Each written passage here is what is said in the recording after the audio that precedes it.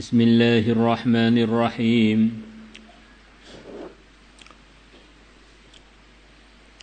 Wa an Abi Hurairah radhiyallahu anhu qala, beliau mengatakan, qala telah bersabda Rasulullah sallallahu alaihi wasallam, la tazalul malilatu, tidak henti-hentinya al-malilatu, sakit demam. Malilah itu sakit demam, ada yang mengatakan punya makna khusus, bukan sekedar demam, tapi demam yang sampai terasa sampai ke tulang. Jadi keju-keju sampai ke tulang, geregesi sampai tulang-tulang rasanya seperti mau bagaimana, mau copot atau mau keropos gitu. Itu namanya malilah. Wasuda'u, dan sakit kepala, pusing. Jadi sudah itu umum, bisa separuhnya sakit atau bisa semuanya sakit atau sebagiannya sakit, itu semuanya masuk di sakit kepala, sudah. Bil abdi, terjadi pada seorang hamba laki-laki, wal amati, dan hamba perempuan. Wa inna alaihima, dan sungguh atas keduanya. Jadi ketika sebelum kena demam itu, mereka berdua membawa minal khataya, berupa kesalahan-kesalahan, mithla Uhudin, seperti gunung Uhud. Mithla jadi halnya khataya, keadaannya, kekeliruan tadi seperti gunung Uhud gedenya itu. Dan Uhud itu, kata sebagian mu'arrikhin, bukan nama satu gunung, beberapa kumpulan gunung, akhirnya dinamakan Uhud.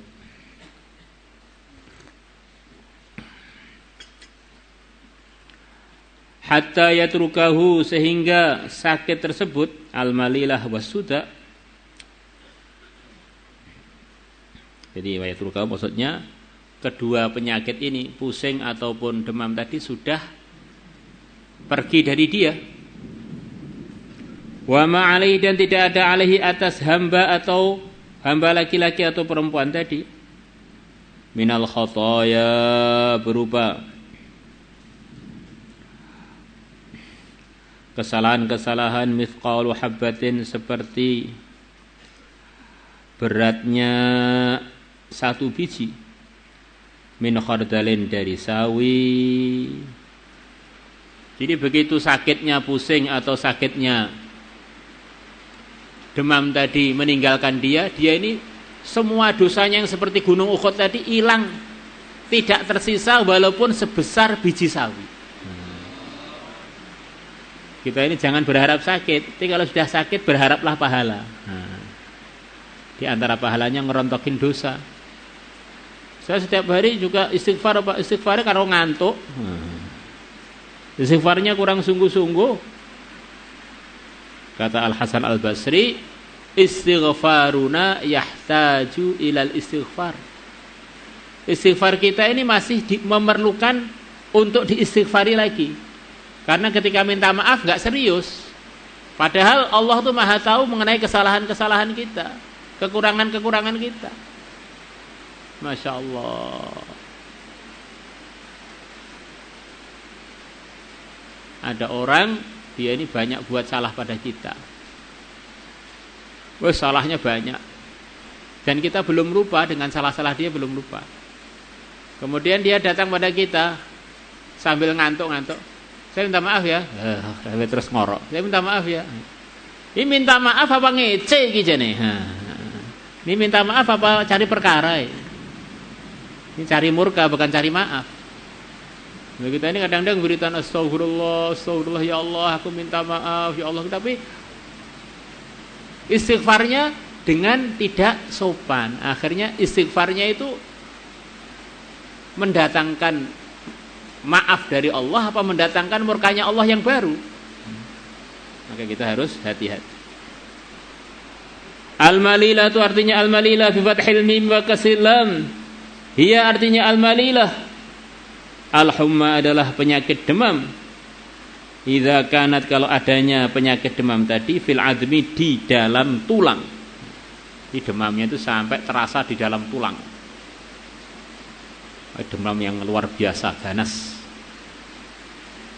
Allahu Akbar. Wa kharaja dan telah meriwayatkan Ibnu Abi Dunya fi Kitabir Ridha bi isnadi Nabi Hurairah radhiyallahu qala Rasulullah sallallahu alaihi wasallam bersabda, Abu Hurairah berkata,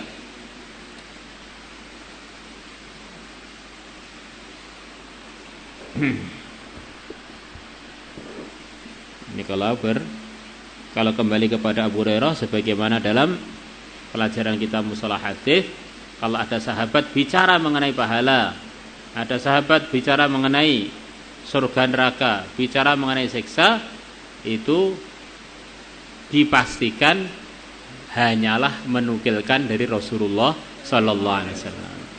Maka qaul ini zahirnya kembali kepada Abu Hurairah, tapi ini maksudnya adalah sabdanya Rasulullah SAW karena beliau cerita pahala, dan pahala itu gaib, yang tahu gaib hanya Allah. Kalau ada orang tahu gaib mesti ada diberitahu oleh Allah. Nah, siapa yang diberitahu Allah mengenai gaib? Illa man irtadha mir rasul, utusan-utusan Allah diberitahu oleh Allah sebagian yang gaib-gaib itu.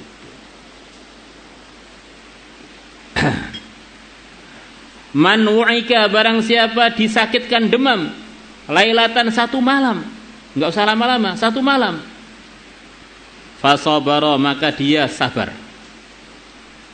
waradhiya biha, dan dia ridho biha dengan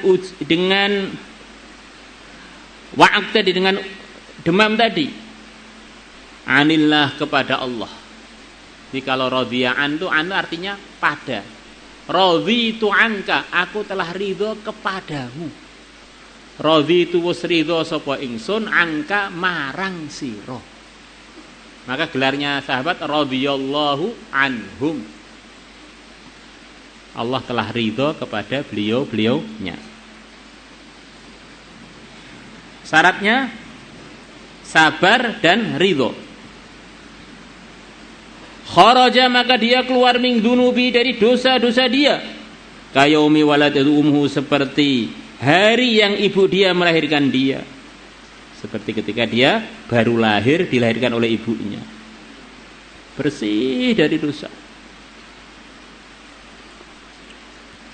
Wa an Syahr bin Hausyab an Abi Raihanah radhiyallahu anhu qala Rasulullah sallallahu alaihi wasallam, al-humma, penyakit demam, min fayhi jahannam, adalah dari uap panasnya neraka jahannam.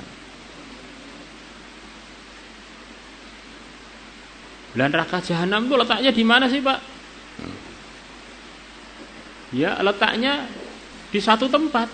Wong dia ini memang makhluk mutahayyiz, dia ini menempati ruang.